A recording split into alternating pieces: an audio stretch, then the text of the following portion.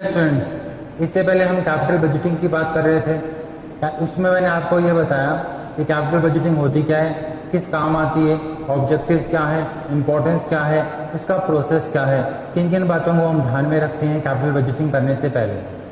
अब हम बात करते हैं कुछ टेक्निक्स की। उसके प्रोसेस में था selection of a proper technique. आप कौन सी टेक्निक यूज़ कर रहे हो ये डिसीजन लेने से पहले, किसके आधार पर आप अपने निष्कर्ष पे पहुंचते हो, उसके लिए एक टेक्निक होती है। अलग अलग कैपिटल बजटिंग मेथड्स होते हैं। तो पूंजी बजटन के विविध उपाय रहते हैं। कई तरीके से हम ये डिसीजन ले सकते हैं कि हम इस प्रोजेक्ट में पैसा लगाएं कि ना लगाएं। उसके कई मैथडोलॉजी रहती है। सबके अपने अपने बेनिफिट्स हैं, सबके अपने अपने नेगेटिव्स हैं। उसमें एक आता है पे बैक पीरियड, एक आता है नेट प्रेजेंट वैल्यू मेथड, एक आता है IRR मेथड। इस प्रकार से कुछ मेथड्स हैं। उन मेथड्स की हम एक एक करके चर्चा करेंगे। आज हम जब स्टार्ट कर रहे हैं तो सबसे पहले हम पे बैक पीरियड से बात करते हैं। पुनर्भुगतान विधि कह सकते हैं इसको आप, या जिसके अंदर अदायगी जल्दी से जल्दी हो। पे बैक पीरियड का मतलब यहाँ पे आपको मैं सिंपल टर्म्स में समझाता हूँ कि आपने कोई प्रोजेक्ट लगाया, उसमें कुछ पैसे लगाए हैं, कितने समय में या कितनी जल्दी वो अमाउंट रिकवर हो जाएगा, जो इनिशियल इन्वेस्टमेंट है कितनी जल्दी रिकवर हो जाएगा, ये पे बैक पीरियड में देखा जाता है। पे बैक पीरियड एक बहुत सिंपल, बहुत सरल उपाय है। ये जो लेमैन है उसको भी समझ में आ जाता है। तो इसीलिए काफ़ी पहले से ये यूज़ में आता रहा है। बहुत सारे लोग आज भी इसको यूज़ में करते हैं, जबकि काफ़ी सोफिस्टिकेटेड टेक्निक्स आ गई है। लेकिन जिस सिंपल जिनको निष्कर्ष निकालना होता है उनके लिए काफ़ी यूज़फुल टेक्निक रहती है। इसके अंदर हम देखते हैं कितनी जल्दी हमारा जो इन्वेस्टमेंट है रिकवर होगा कि नहीं। अब एग्जाम्पल के तौर पे हम देखते हैं, एक मशीन है या कोई इन्वेस्टमेंट आपने किया है जिसमें 15,000 रुपये लगे हैं, ठीक है, उसकी 50,000 कॉस्ट लगी है। अब ये 15,000 रुपये की जो कैश इनफ्लोज हैं वो हर साल आ रहे हैं 5-5 हज़ार। तो एक साल में 5,000 आ रहे हैं, अगले साल 5,000 और उसके बाद 5,000। तो उसके एवरेज कैश फ्लोज क्या हो गए? 5,000 ही होंगे। यानी कि जो 15,000 आपने इनिशियल इन्वेस्टमेंट किया है इसको रिकवर होने में 3 साल लग जाएंगे। तो इस प्रकार ये देखा जाता है कि कितने टाइम में वो रिकवर होगी। इसका सिंपल सा फॉर्मूला है I/C, initial investment divided by average cash inflows. अब ये भी मैं आपको समझाता हूँ कैश इनफ्लोज कैसे निकालते हैं। तो मान लीजिए जैसे 15,000 का उसका कॉस्ट है या उसमें 15,000 की इन्वेस्टमेंट लगी है प्रोजेक्ट में। अब आपके जो है इनफ्लोज जो हो सकते हैं, एक साल में 6,000 हो सकते हैं, अगले साल 6,000 इस प्रकार से हो सकते हैं। अगर 6,000 के हैं तो वो 2.5 साल में ही रिकवर हो जाएगी। 15,000 डिवाइडेड बाई 6 2.5 आएगा, यानी कि 2.5 साल में ही वो कॉस्ट जो है रिकवर हो जाएगी। और अगर उसमें 4-4 हज़ार आ जाते हैं तो ज़्यादा टाइम लगेगा। अगर 3-3 हज़ार आ जाते हैं तो 5 साल लग जाएंगे। तो इस तरह से उसमें 5 साल में रिकवर होगी कि 2 साल में रिकवर हो जाएगी कि 2.5 में होगी, 3 में होगी, कितने में होगी, ये से कैलकुलेट किया जाता है। और एक पहले से कट ऑफ टाइम पीरियड रखा जाता है। एक टाइम पीरियड डिसाइड करके रखता है मैनेजमेंट, इतने में हमारा रिकवर हो जाना चाहिए। और अगर कोई प्रोजेक्ट उससे पहले करता है या उतने टाइम में कर लेता है तब तो उसको चुना जाता है, उसमें इन्वेस्ट किया जाता है। और अगर उसको ज़्यादा टाइम लगता है तो उसको रिजेक्ट कर दिया जाता है। तो बहुत सिंपल सा मेथड है। यानी कि अगर हम चाहते हैं कि 3 साल में हमारा पैसा आ जाए, रिकवर हो जाए, तो 3 साल से कम के अंदर अगर उसमें से कैश इनफ्लोज जो आ रहे हैं वो रिकवर कर देते हैं तो हम इन्वेस्टमेंट करेंगे, वरना हम नहीं करेंगे। उससे ज़्यादा टाइम लेगा तो नहीं करेगा। इसी तरह से 2 तरह के प्रोजेक्ट्स हैं, दोनों में एक ही कॉस्ट लग रही है, एक कितना इन्वेस्टमेंट लग रहा है, दोनों में कैश इनफ्लोज आ रहे हैं। एक में कैश इनफ्लोज ज़्यादा आ रहे हैं, एक में कम आ रहे हैं, या फिर अलग अलग सालों में अलग अलग आ रहे हैं। तो उसमें भी वो प्रोजेक्ट चुनेंगे जो जल्दी हमारा पैसा रिकवर कर देगा। तो हम इसमें टाइम देखते हैं कि कितनी जल्दी, रिकवरी रेट कितनी तेज है, कितने टाइम में हमारा रिकवर हो जाएगा। ये इसका सिंपल सा फंडा है। अब इसके अंदर मैंने बताया कैश इनफ्लोज हम कैलकुलेट करते हैं। थोड़ा वो देख लेते हैं कि कैसे कैश आउटफ्लोज और कैसे कैश इनफ्लोज की हम बात कर रहे हैं। कैश आउटफ्लोज में तो ये आता है जो प्रोजेक्ट लगाने में जो कॉस्ट आती हैं, उसको मशीनरी को या किसी चीज़ को खरीदने में क्या आ रही है, उसमें वर्किंग कैपिटल कितना फंसा है, उसकी वजह से नया वर्किंग कैपिटल कितना चाहिएगा उस प्रोसेस के लिए, या उसमें इंस्टॉलेशन के खर्चे हैं, उसको लाने के खर्चे हैं मशीनरी को, उसको उसके जो इंश्योरेंस वगैरह खर्चे हैं, इस प्रकार के खर्चे हैं जो हमारे उस प्रोजेक्ट को लगाने में लगते हैं। ये तो कैश आउटफ्लोज हो गए या इन्वेस्टमेंट हो गई। अब कैश इनफ्लोज का थोड़ा सा ध्यान दीजिए।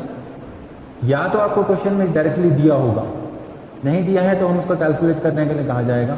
जो सिंपल सा उसका तरीका है कि जो आपकी सेल्स हुई है उसमें से आप अपने वेरिएबल कॉस्ट हटा देंगे, फिक्स कॉस्ट हटा देंगे, तो आपके जो है यानी कि मतलब ऑपरेटिंग एक्सपेंसेस आप उसमें से डिडक्ट कर देंगे। उसके बाद जो आएगा उसमें से आप टैक्स डिडक्ट कर देंगे, आपका कैश इनफ्लोज आ जाएगा। इसमें एक और चीज़ रहती है डेप्रिसिएशन। डेप्रिसिएशन इसमें से पहले तो घटाया जाता है और फिर बाद में वापस जोड़ दिया जाता है। ये किस लिए किया जाता है? ये इसलिए किया जाता है ताकि हमको टैक्स बेनिफिट हो, यानी कि हमारा जो है टैक्स थोड़ा बच जाए, हमारा जो है इनफ्लो ज़्यादा हो जाए। इसीलिए टैक्स लगाते टाइम पहले हम उस प्रॉफिट्स में से घटा देते हैं डेप्रिसिएशन को, फिर वो कम रह जाते हैं तो टैक्स भी कम आता है, और जो अमाउंट रह जाती है वापस उसमें डेप्रिसिएशन जोड़ देते हैं। इसका ये सिंपल सा फॉर्मूला है। इस प्रकार से हमारे पास जब एवरेज कैश इनफ्लोज आ जाते हैं तो हम उनको इन्वेस्टमेंट से डिवाइड कर लेते हैं, तो हमारे पास जो है आ जाता है कि मतलब कितना टाइम मिलेगा ये, और उसके आधार पे हम डिसीजन लेते हैं। ये बिल्कुल इसकी सिंपल सी अप्रोच है। इसके बेसिस पे एक क्वेश्चन करके देख, मान लीजिए कोई मशीनरी है और उसमें हमने लगाए हैं 6 लाख रुपए और उसका टाइम पीरियड ले लेते हैं 8 साल। तो एक मशीनरी है वो 6 लाख की है और 8 साल उसका टाइम, 6 लाख की मशीनरी है और 8 साल उसका टाइम है, और इसमें जो टैक्स हमको दे रखा है वो दे रखा है 50%, यानी कि 50% टैक्स लगेगा। 6 लाख रुपए की मशीनरी है, जो अर्निंग्स वगैरह होंगी उस पर 50% टैक्स लगेगा। 6 लाख इसकी कॉस्ट है और ये 8 साल इसके लाइफ टाइम है। अब हमसे ये कहा गया है कि हमको ये तय करना है कि ये प्रॉफिटेबल है कि नहीं, इसमें इन्वेस्टमेंट हो कि नहीं, और इसके अंदर हमको एक कट ऑफ टाइम दिया गया है, यानी कि वो टाइम दिया गया है जिसके अंदर ये रिकवरी हो जानी चाहिए। वो हमको दे दिया मान लीजिए 3 साल, तो 3 साल के अंदर ये 6 लाख कवर हो जाने चाहिए, ऐसा हमसे उम्मीद की जा रही है। अगर 3 साल से कम में हो जाता है तब तो इसको एक्सेप्ट करेंगे, वरना इसको रिजेक्ट कर देंगे। अब इसके अंदर हम देखते हैं, मानते हैं सेल्स जो है हमारी वो 8 लाख है।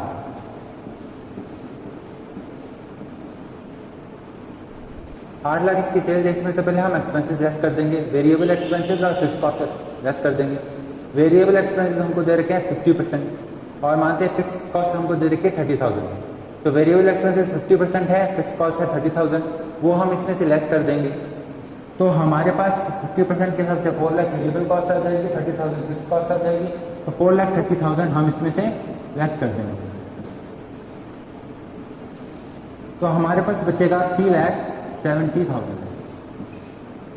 ये जो 3,70,000 है, अब इसमें हमको टैक्स डिडक्ट करके हमारे पास नेट कैश इनफ्लो आएगा, पर यहाँ पे हमको डेप्रिसिएशन का यूज करना है ताकि टैक्स कम लगे।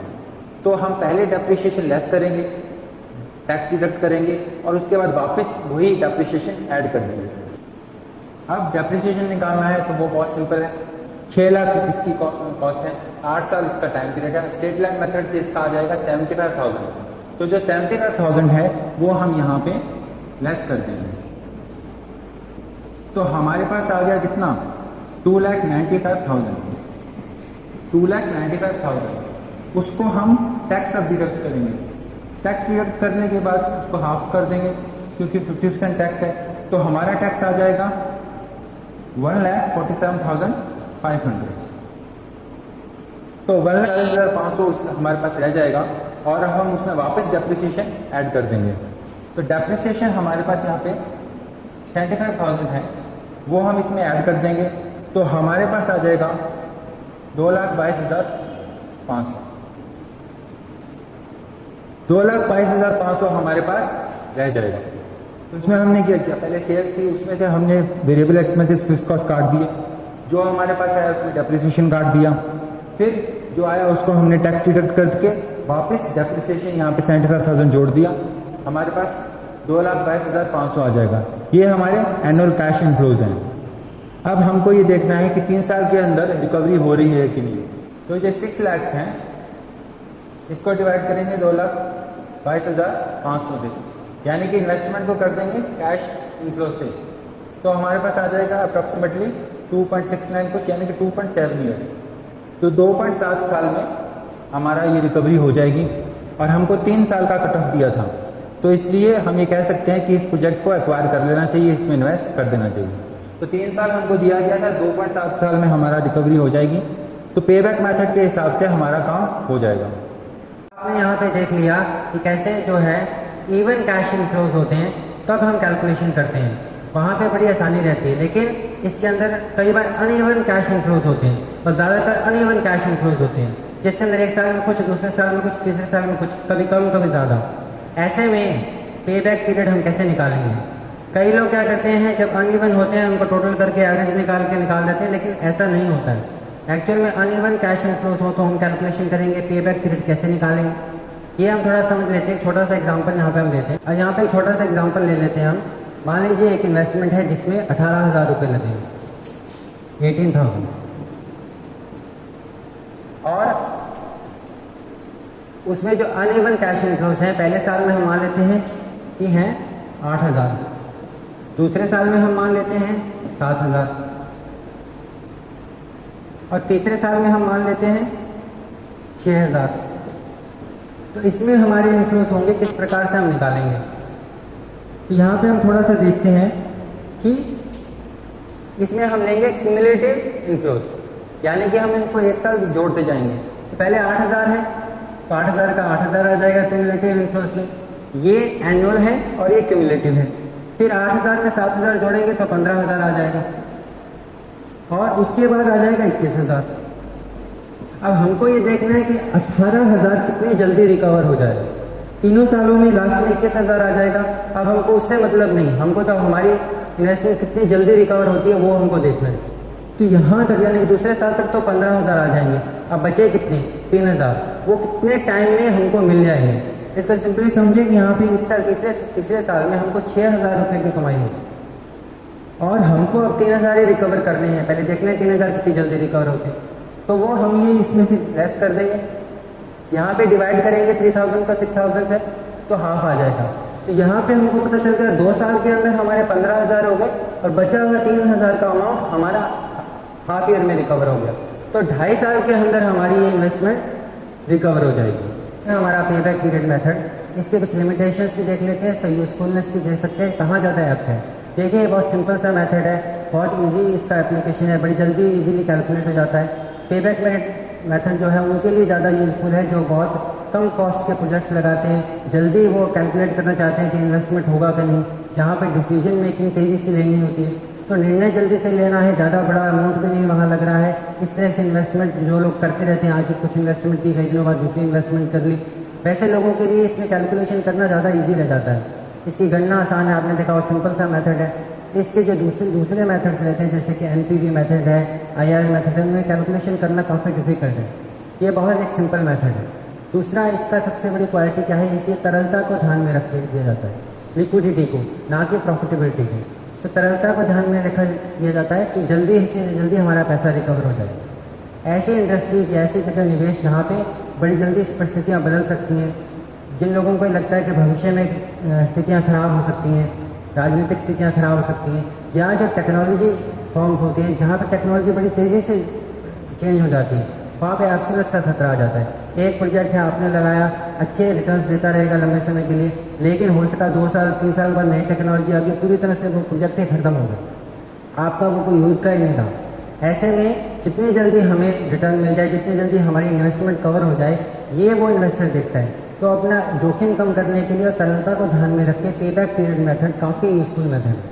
जोखिम वो कम करना चाहते हैं कि जितनी जल्दी रिकवरी हो जाए, हम इसमें से अपना तो मेन इन्वेस्टमेंट तो निकाल लें, और उसके बाद इसमें जितनी जल्दी हमारे पास वापस पैसा आ जाए ताकि हम किसी और प्रोजेक्ट में भी लगा सकें। उन लोगों के लिए पेबैक मेथड जो है काफ़ी यूजफुल रहता है। लेकिन इसमें कुछ समस्याएं भी हैं। समस्या क्या है, ये जो है प्रॉफिटेबिलिटी को इग्नोर करता है। इसमें बहुत ज़्यादा लंबे रिटर्न्स भी नहीं देखे जाते, बल्कि बस वो इन्वेस्टमेंट जल्दी से पूरी हो जाए। लेकिन इसके अलावा जैसे कॉस्ट ऑफ कैपिटल होती है, तो सिर्फ इन्वेस्टमेंट ही नहीं, उसके अंदर कई और भी कॉस्ट होती हैं, उसको ये ध्यान में नहीं रखता। इसके अलावा एक इसकी बड़ी कमी ये है कि नेट प्रेजेंट वैल्यू को नहीं ध्यान में रखता। इसको मैं थोड़ा सा समझाता हूँ कि आप जब भी ये जो आज का 1 लाख रुपया है, अगले साल उसकी वैल्यू घट जाती है महंगाई की वजह से। आज 1 लाख रुपये आपके पास आ रहे हैं, अगले साल भी 1 लाख रुपये आएंगे, लेकिन अगले साल उस 1 लाख रुपए की कोई वैल्यू कम हो जाएगी, वो 90,000 हो जाएगा, 80,000 हो जाएगा, क्योंकि जब महंगाई बढ़ जाएगी उतना सामान नहीं खरीद सकते। तो रुपये की जो आज वैल्यू है वो कल नहीं रहती, कुछ कम हो जाती है। इन्वेस्टमेंट जिनमें हम ये देखते हैं कि प्रॉफिटेबिलिटी कितनी है, नेट प्रेजेंट वैल्यू को ध्यान में रखना होता है, वहाँ ये ज़्यादा यूजफुल नहीं रहती।